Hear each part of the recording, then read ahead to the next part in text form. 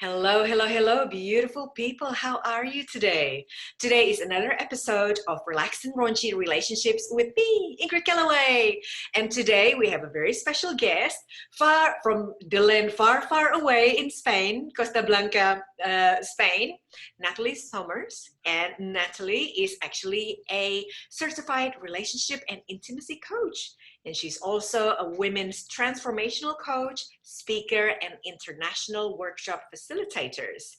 Through her communities, one-on-one coaching and group coaching, speaking, and events, she's supporting and transforming women's and couples relationships and lives from around the globe. It's amazing. And nowadays, we can do things online, so we can serve people from wherever they are around the globe, helping them to create powerful transformations through sensual feminine embodiment, relationship, and intimacy work. Welcome, Nathalie.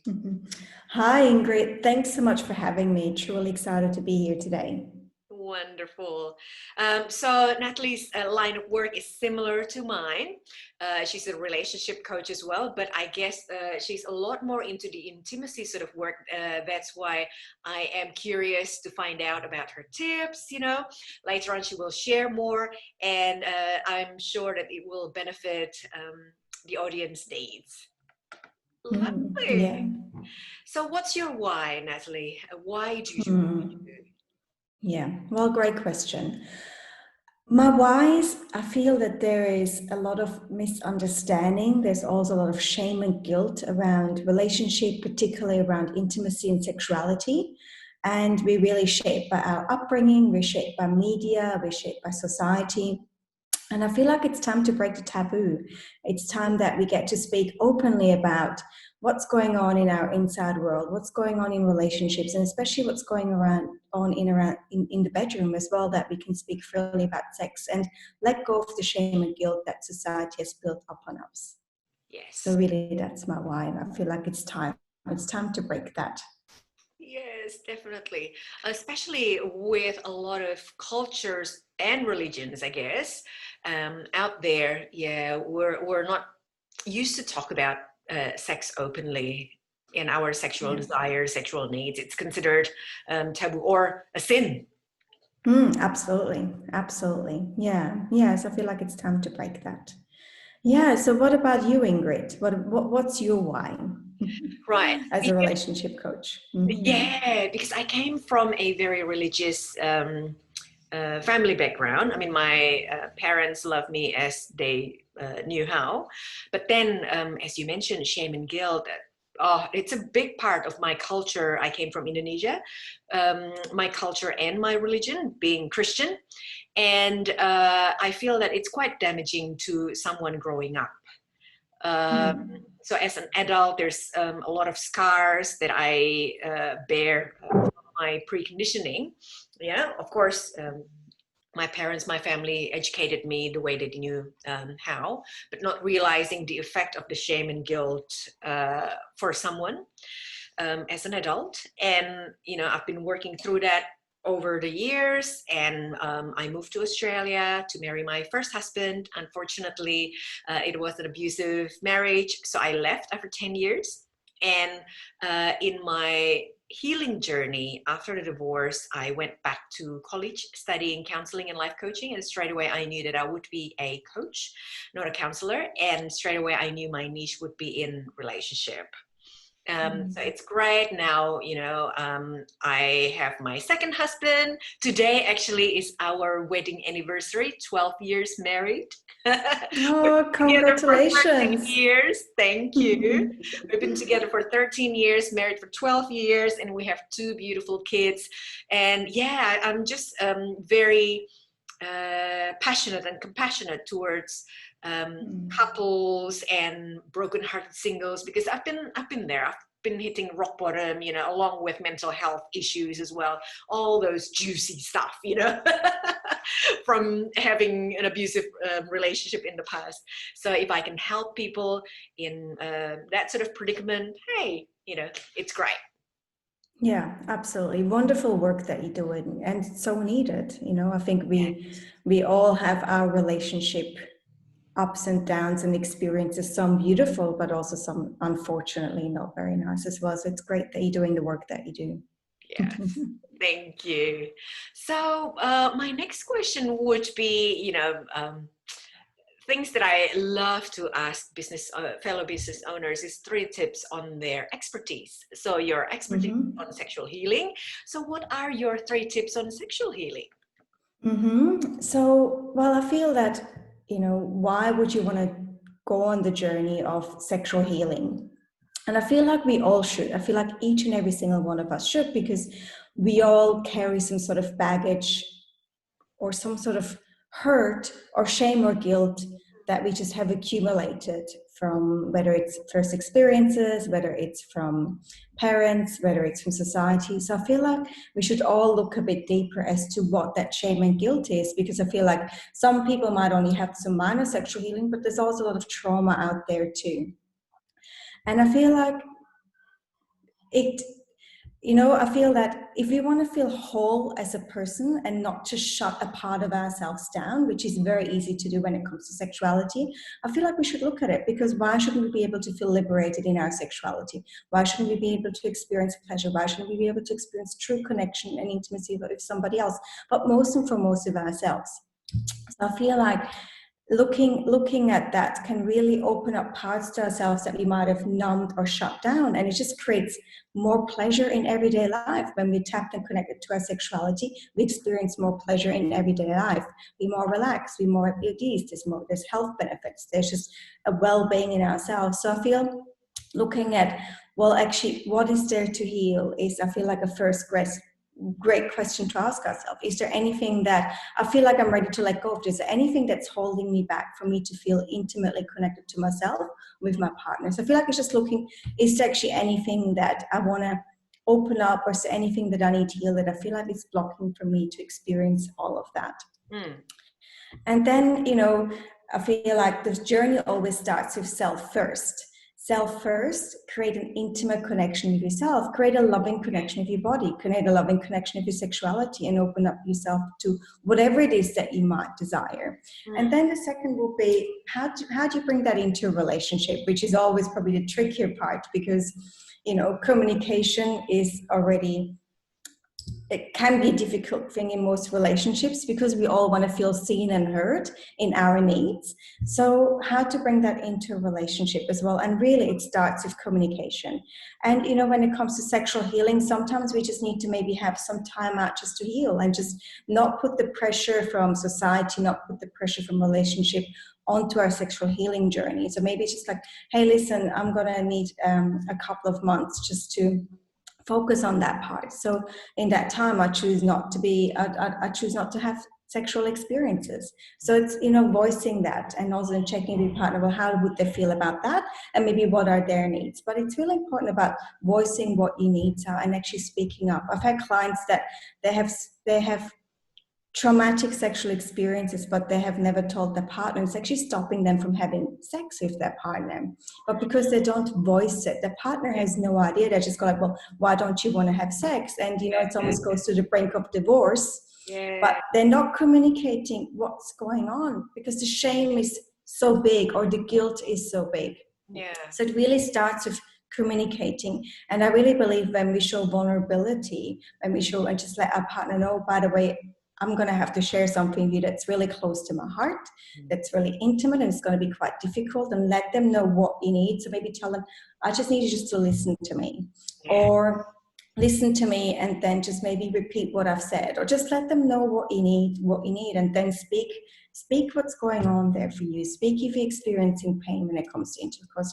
Speak about, if you have had a horrible experience in the past, and what it is that you need in order for you to become intimate, or for it to feel safe enough to be intimate with your partner. So it goes back to communication. And then also maybe work with a therapist, or just find out for yourself, actually, what is it that I need so I can feel safe and open enough to be with my partner, or to be able to experience what it is that I desire.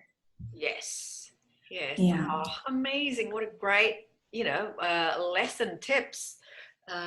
Yeah, because sometimes we feel that we are so uncomfortable with the fact that maybe the sexual intercourse is painful, and therefore just shut down. Like, I think a lot of people has this um, automatic fallback into just shut down and not involving the partner and not communicating, whereby the answer to the problem is starting with having good communication. Absolutely. Yeah, and I think Yeah, it's a normal response because when the nervous system doesn't feel safe or when the subconscious doesn't feel safe, we go into fight, flight, or freeze mode. mm-hmm. So it's our mind maybe wants to go there, but our body simply cannot, and we just numb and we disconnect. So yeah, Yeah, yeah, it's I feel like it's opening up or healing from trauma or healing in any way shape or form from sexuality. I feel like it's not a walk through the park, but going through the walk and experiencing maybe sometimes staying comfortable than what you do get to experience, because there's nothing more beautiful as well when you have complete surrender, yeah. complete pleasure, complete letting go, and doing that with yourself or with somebody else. It's just it's a very beautiful life experience to have. So I don't feel anybody should be able to be eluded from that. Yes, Mm. definitely, definitely. Don't be afraid to ask for help. Yes, exactly. Yeah. Thank you for sharing that. You're welcome. And so, what about you? What are your 3 tips for relationships? Um, I experience some people get angry. Well, some people complain about anger in their relationship, like, oh, my husband is angry or things like that. So, my tip for them is doing the anger check-in. As you mentioned, communication is very important. So, don't let just a little bit of annoyances lead to frustration, lead to anger, which can be a part of the roller coaster journey of relationship, can be, but it doesn't have to be. So maybe give them the understanding that maybe their childhood influence, their preconditioning, maybe they witnessed violence during their growing up period, whether it's the primary caregiver they grew up with that was violent, so they kind of like adopt or absorb that uh, react reaction mechanism, right?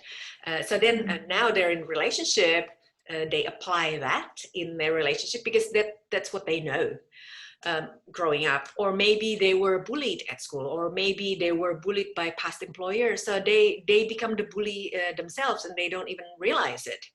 Or maybe their inner child is throwing a tantrum because they're not being heard or being validated. So you want to do that regular check-in, communicate with your partner, because you don't want to lead the pathway of resentment. So once you get to the resentment level, it's not impossible to heal, but it's just making it more difficult to heal. So that's point number 1. And point number 2 is go check-in. I really love check-in sessions, really. And in my last check-in with my husband, we discussed about our goal next year, which is putting down a deposit for our first property. I mean, through my first marriage or divorce, I lost everything. I lost 2 properties. I lost everything material, but I gained myself. So I'm blessed that way, right? And I found my path, which means that I become a relationship coach. So I'm really grateful of that experience, as much as it was painful back then, but I'm really grateful of that experience. So yeah, have a goal check-in, because it's really nice to have something to look forward to, isn't it?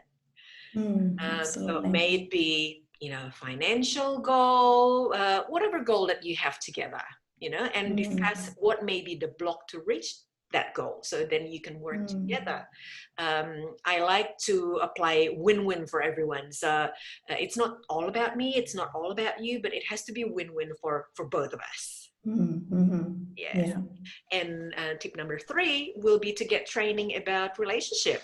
You know, if you sign up to a new job that requires you new skills for you to do the job properly, you would want to make sure that there is a training period for it, especially if that affects your performances. The same thing with relationship. So if you're not sure, say if you are a newlywed, for example, if you're not sure about, you know, what to do, you heard that relationship breakdown level is high, you know, statistic is high, definitely. 50% or something like that. And especially during COVID lockdown, I know for sure that according to Relationship Australia a couple of months ago, relationship breakdown rate goes up 30%. And I know for Yeah. sure from a family lawyer, because she's my client, one of my clients, I asked her, hey, you know, how's business lately? She said, doubled. So yes, family law business definitely doubled. So if you can avoid that, you know, yay, why not? Get training about relationship. So Yeah. those are my three tips. Yeah, and I really love that about getting training around relationships, because I feel a lot of people usually only tend to reach, most people, not everybody, but most people tend to reach out to us because there's an issue or it's no Yeah. longer what it used to be. Mm. And I feel like, yeah, it doesn't, great that you're ready to seek help then, but also what, you know, I feel like it's amazing when you have the tools that you could have when you're just starting off or when things are great, because, you know, it's a continuous investment into your relationship. So if having the tools really can make a huge difference in the long haul as well, and you can avoid a lot of bumps. Definitely, definitely. So, Nat, we come to the fun part of the podcast, true and false. So, people, let's guess with me. Natalie said that number 1, she can speak 5 different languages. Wow, amazing. Number 2, she moved to 3 different countries without visiting first and speaking the language. That's pretty daring. Which one is true? Which one is false? I reckon number 2 is false, because I sense that you are quite a daring person. Is that correct? So yeah, so number 2 is actually true and number 1 is false. I Ah, only speak 4 languages. yeah. But I Only, have, only yes, 4 only languages. only 4 languages. But I have moved to 3 different countries without speaking the language, and yeah, so that's definitely true. Yeah, Oh, but wonderful. that was Australia, Hong Kong, and Spain. Oh, wow. Okay. Mm. And do you have any funny story behind that? Yeah, well, funny story. When I moved to Australia, I knew a few words of English, so I stayed at first. In the beginning, I stayed with a homestay family, and they were speaking to me, and I just couldn't understand. You know, as a teenager, you're a bit cocky. You think, well, you know, it'll be fine. But I had no idea what they were saying, so I just sat there at the dinner table. They would speak to me, and Yeah. I couldn't understand a word, especially with, you know, them speaking with strong Italian Aussie slang. I Yeah. had no chance. Yes, us Aussies have quite a few slang, and we like to shorten the words, like we shorten everything. Yeah. Yeah, I couldn't understand anybody, but it was a Yeah. great experience. Just nod and smile. Nod Yeah, and that's what I smile. did. I got very good at that. Great. So, can you guess my true and false statement? Which one? Yeah, all right. So Ingrid's true or false? Ingrid did a Brazilian for Rihanna, or Ingrid did a Manzilian from Mel B's Bodyguard. I would say point number 2 would be true. So you did a Manzilian from Mel B's Bodyguard. Ah, okay. That is actually false. Because, Okay. yes, I did Melby's treatment, but not her bodyguard. And actually, I can do Menzilian, yes, but not for her bodyguard. Yes. And the true answer is Rihanna. So yes, Mhm. the first day that I was working in this five-star hotel day spa, my spa manager asked me, "Hey Ingrid, can you do Brazilian?" Yes, of course. And then, okay, here is your client, and then you go. You just need to wait outside her room. And guess what? She was Rihanna, and I had to wait for a long time because she has these bodyguards, and she has these people have meetings with her and whatnot. So it was a long wait, but well, eventually I came to her hotel room and then performed the Brazilian for her. Wonderful, wonderful. And what a nice little surprise that that's who you got to do Brazilian that day at work. Yeah, that's right. Yes, that's the benefit of being a spa therapist in five-star hotels. You get to rub off shoulders with some famous people, but they're nice. They're nice. Yeah, good. Well, Yeah. that's the most important thing, isn't it? That they're being nice. Mm. Yes, that's right. Now, last question: what do you do to make yourself more relaxed or make your relationship raunchier? I think to make myself more relaxed would be just scheduling me time. Yeah. Just scheduling me time, really being really firm on that now, putting myself first. Yeah. And in my relationship, to make it more raunchier, yeah, I feel like what generally relationship thrive of is mystery and spontaneity. So, and using curiosity. So it's, yeah, checking in with one another. Mm. What would you like to do, or taking turns to decide maybe how, what we would do intimately or even outside the bedroom, just to be able to experience that spark that then can lead into something else. So yeah, really checking in with one another and bringing in curiosity and asking the question, is there anything that you would like to experience for date night, or is there anything that you would like to experience inside the bedroom?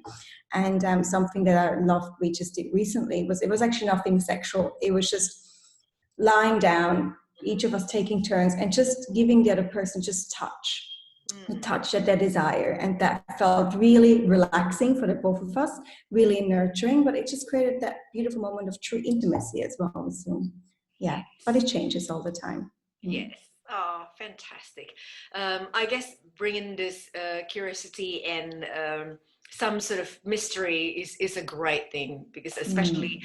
if you've been together for a long time, Mm. boredom starts to kick in because you do things the same old all the time.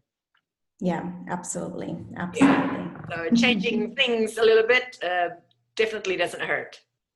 Yeah, I agree. I agree. Wonderful. All right, beautiful people. Thank you so much. Thank you so much for tuning in, listening, and watching to our podcast together. Next week, I will have another beautiful guest here, either local or international business owners, so we can chat together, because I really believe that this is the right time to connect. We're so limited. We can't hug each other just yet. I'm such a big hugger. I'm struggling big time because I can't hug people apart from my kids and my husband, that is. But still we can reach out to connect with each other, just like this one. And I'm sure that you get more, beneficial tips from other people's expertise. So, Nathalie, if people want to connect with you, how can they do that? So you can head to my website. So it's my full name, nataliesummer.com. And that's the best way to reach out to me. I've also got a quiz on there that helps you to understand your love and intimacy language too. So if you're not sure what maybe it is that you would like to experience inside the bedroom, or you want to understand your partner better, doing the quiz can be a real fun thing to do. But yeah, head to my website, just my full name. Wonderful. That's great. And if you would like to ask more questions about relationship, you can go to my website as well, www.kahyangan.com.au. So that's KAHYANGAN.com.au. And I truly believe that you don't need to engage with a relationship coach until on the verge of your divorce, right? Because prevention is better than cure. Yes. Absolutely. Yeah, wonderful. Thank you so much, Nathalie, for coming today. I really appreciate your energy and smile and tips and everything, in this podcast. And all the best to your future. Yeah, thank you so much, Ingrid. It's been fun. It's been a real pleasure. And yeah, it's been really nice to meet you. Thanks for that. Thank you. Bye, people. Bye, everybody.